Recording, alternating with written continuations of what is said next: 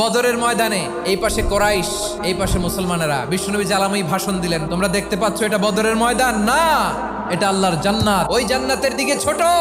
বিশ্বনবীর কথা শোনা মাত্র সাইয়েদনা উমাইর ইবনুল হুমাম বললেন বাখ বাখ, মানে চমৎকার। বিশ্বনবী বললেন মা ইয়াহমিলুকা আলা কওলিকা বাখ বাখ ইয়া উমাইর, আমার এই কথা শুনে তুমি কেন বললা বাখ বাখ?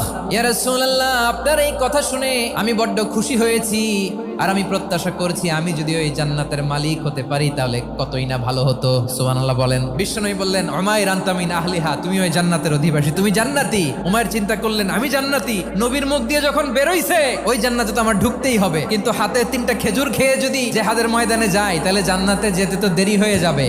এই চিন্তা আসা মাত্রই খেজুর 3টাকে তিনি ছুঁড়ে মারলেন, তলোয়ার বের করে আল্লাহু আকবার বলে বদরের ময়দানে ঝাঁপিয়ে পড়লেন। আল্লাহর শত্রুদেরকে কচুকাটা করে এক পর্যায়ে শাহাদাতের সুধা পেয়ে নিজেও জান্নাতি হয়ে গেলেন। পড়েন সুবহানাল্লাহ।